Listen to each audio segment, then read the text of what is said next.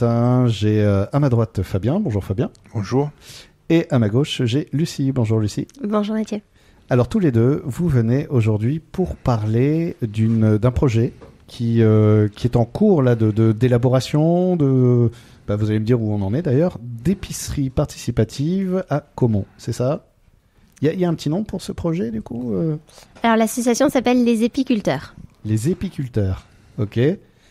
Pourquoi épi du coup Alors les épiciers, l'épicerie. c'est à mi-chemin entre épiciers et producteurs agriculteurs. D'accord.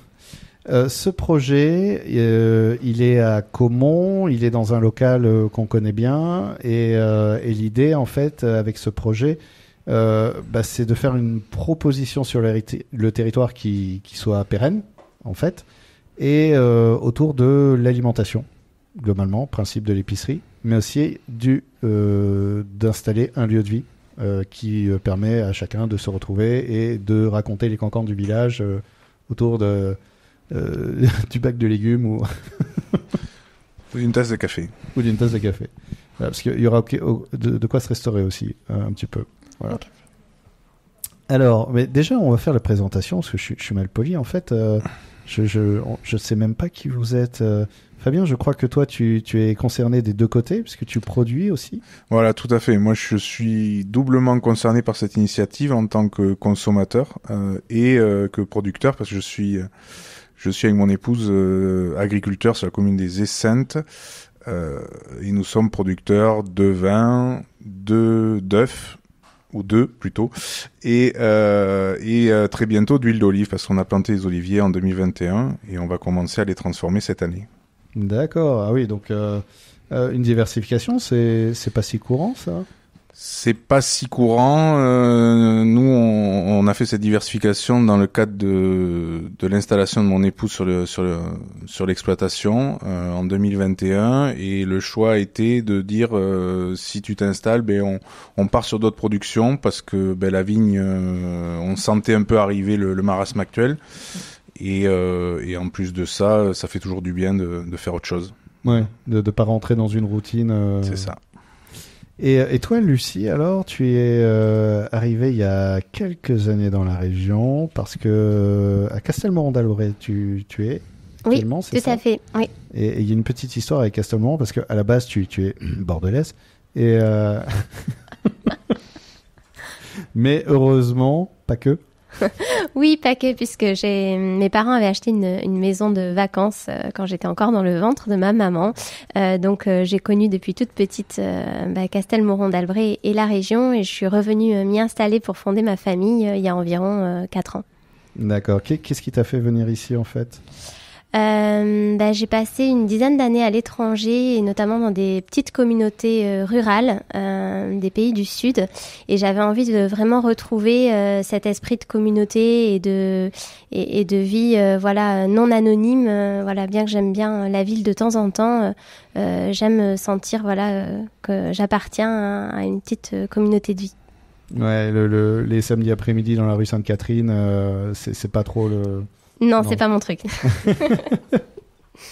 Et toi, Fabien, t'es originaire d'ici Moi, oui, ma famille est originaire de Camiran, famille d'agriculteurs depuis 5 générations. D'accord, tu es la 5e génération. Je suis la 5e. Tu es la 5e génération, ouais. Et alors, tous les deux, il y a un truc qui vous réunit d'ailleurs dans vos parcours personnels, c'est que, tu en parlais un peu là rapidement, Lucie, c'est que vous aimez bien le voyage, vous avez un peu exploré le monde avant de venir vous reposer vos pénates ici. Moi, pour ma part, c'est à la suite de mes études agricoles. Hein, je suis allé un peu voir ailleurs, effectivement. Un petit peu au Maroc, un petit peu en Nouvelle-Zélande, un petit peu en Afrique aussi, pour aller voir un peu comment ça se passe ailleurs. Et puis finir par revenir aux racines, parce que quand on a grandi dans ce territoire qui est le nôtre, moi ça m'a semblé, il n'y avait pas d'autre solution que d'y revenir. Voilà. Tu disais quelque chose de très joli sur l'Entre-deux-Mers tout à l'heure, tu parlais de pays de cocagne. Oui, c'est vraiment un endroit où Les conditions, je vais parler un peu technique, pédoclimatiques permettent de produire à peu près tout ce qu'on veut. Pendant des années, on n'a fait que de la vigne. Aujourd'hui, c'est remis en question. Mais voilà, on peut tout faire parce qu'on a une région un peu bénie, quoi.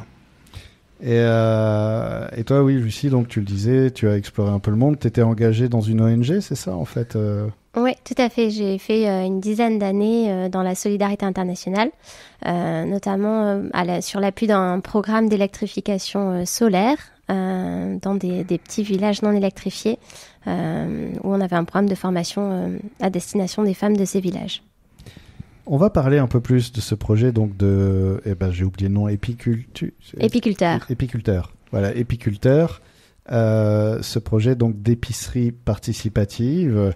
Alors, ça a l'air assez clair dit comme ça en fait, mais on va détailler tout ça. Une épicerie participative, j'imagine que l'idée c'est que chacun mette la main à la pâte, finalement. Oui, c'est tout à fait ça. Donc le principe d'une épicerie participative, c'est que c'est une épicerie dont les habitants en fait font tourner la boutique. Il y a 3 objectifs principaux. D'abord, c'est de pouvoir accéder à des produits locaux de qualité dans des zones où il y a parfois plus de commerce alimentaire. Donc pour les habitants, des produits qui sont vendus sans marge, donc bien souvent plus accessibles. La deuxième, c'est d'avoir des prix rémunérateurs pour les producteurs et les artisans locaux. Donc l'idée, c'est pas d'aller négocier les prix, mais vraiment d'avoir un prix juste.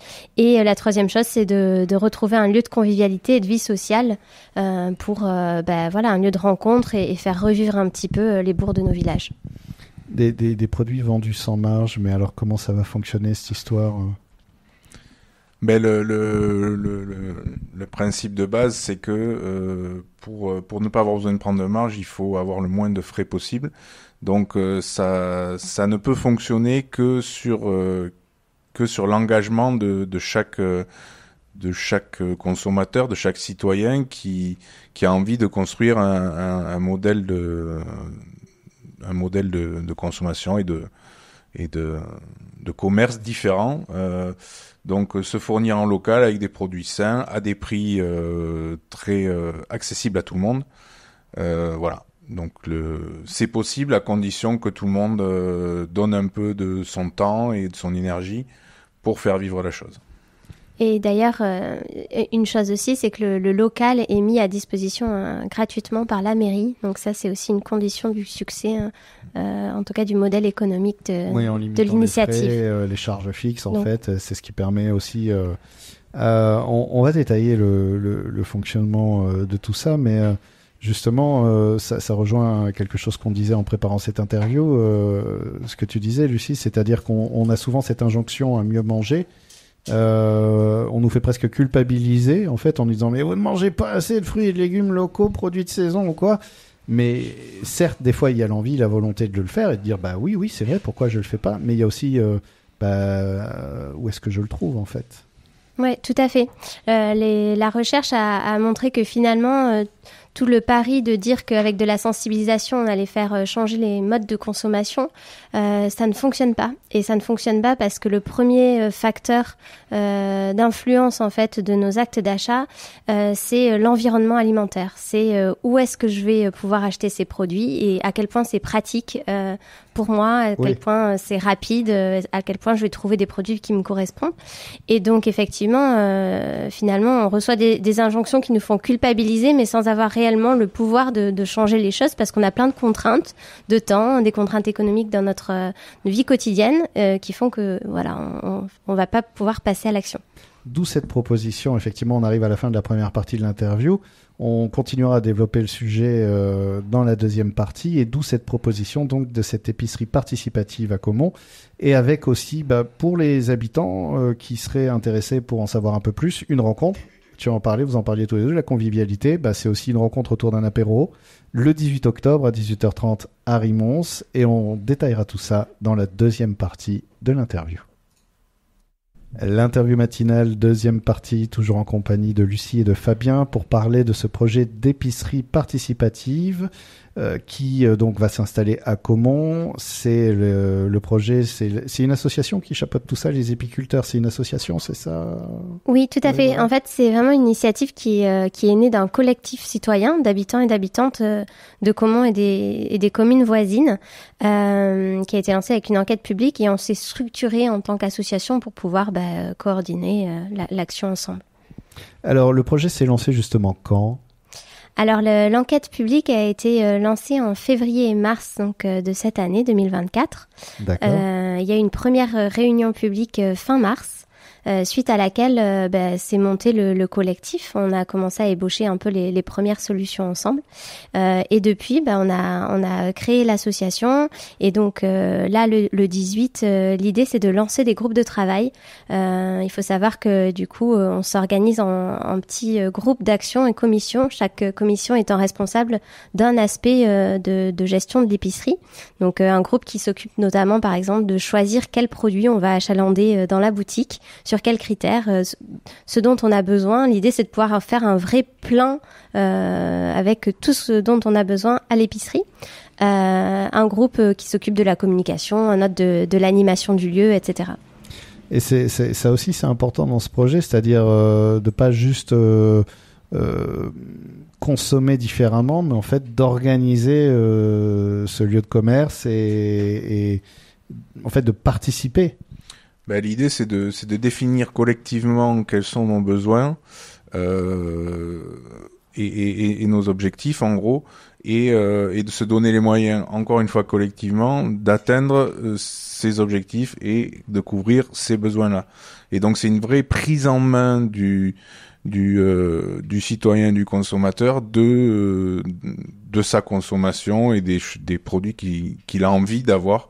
Et tant qu'à faire, des produits locaux qui font vivre aussi l'agriculture locale. Voilà, c'est l'idée globale, c'est ça. Mais remplir une épicerie, par exemple, en fruits et légumes, je vais être un peu coquin, c'est possible avec ce qu'il y a dans le coin? Moi, je pense que c'est possible. En fruits et légumes, ne serait-ce que si on prend un stylo et un compas et on trace un cercle de 30 ou 40 kilomètres, on peut trouver là vraiment une grande diversité de produits. Après, évidemment, il y a des produits qu'on trouvera peut-être toujours pas, donc pas toujours, pardon. Mais mais ça, c'est à discuter entre nous. Oui, puis pour définir jusqu'où on va, comment, voilà. Ça c'est des choses qu'il faut encore qu'on détermine. Mais encore une fois, on le détermine nous-mêmes et ensemble. Et c'est ça le maître mot du truc. C'est qu'il y a une prise de pouvoir dans le consentement mutuel. Dans le consentement mutuel, exactement. C'est d'être tous d'accord à la fin pour se dire, ouais, ok, on va faire ça et let's go. C'est combien de personnes aujourd'hui autour de cette action? Alors, il y a une 60aine de foyers qui se disent très intéressés par le projet. Okay. Et on est une 40aine de familles à suivre les différentes réunions, rencontres jusqu'ici de l'épicerie. Déjà. Et l'idée, c'est de faire boule de neige. C'est vraiment, on a besoin d'être nombreux pour que ça fonctionne et pour que ça soit pas trop lourd à porter par chaque famille. L'idée, c'est que chaque foyer puisse donner 2 heures de son temps par mois à la gestion de l'épicerie. Et donc voilà, on espère être un petit noyau qui va fédérer petit à petit en montrant que c'est sympa, qu'on fait dans la convivialité, qu'on se fait avant tout plaisir et qu'on s'y retrouve en donnant ces 2 heures-là. Le plus de monde possible.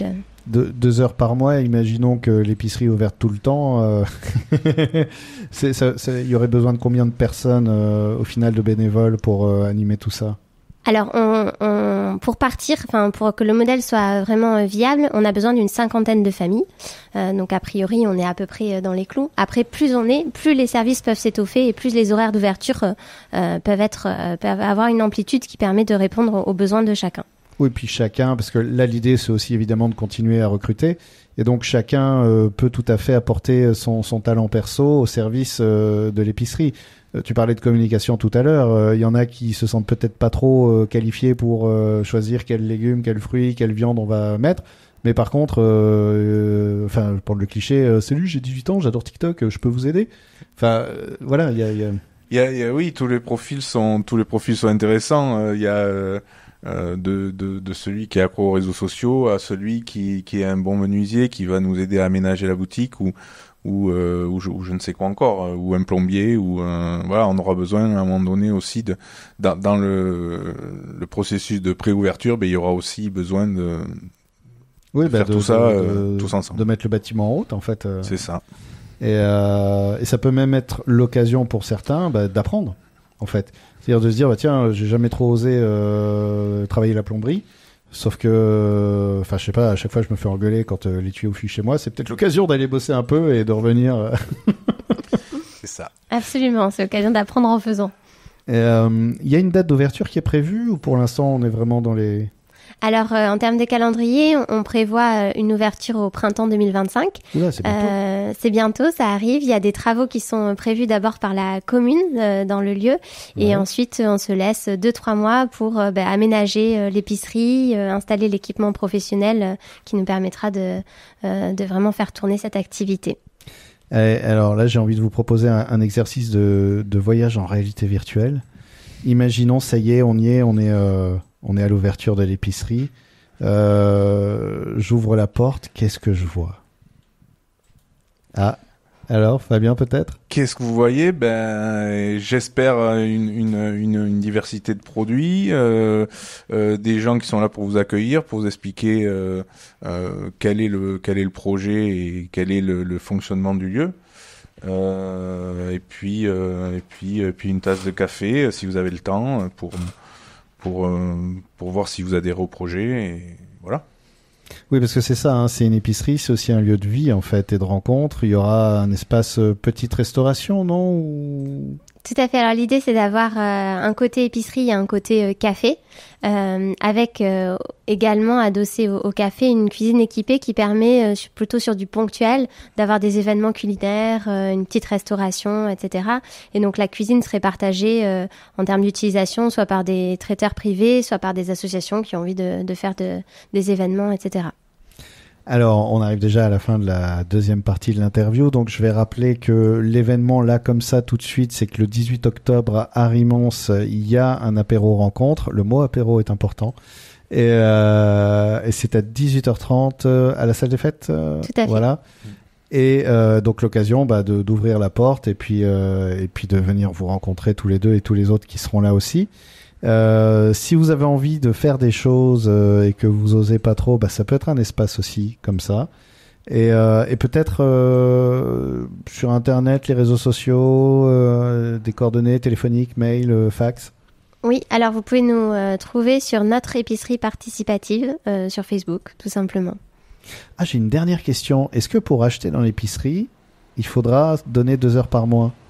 Alors oui, c'est une très bonne question. En effet, pour être client de l'épicerie, il faut être membre de l'association et participer à son fonctionnement.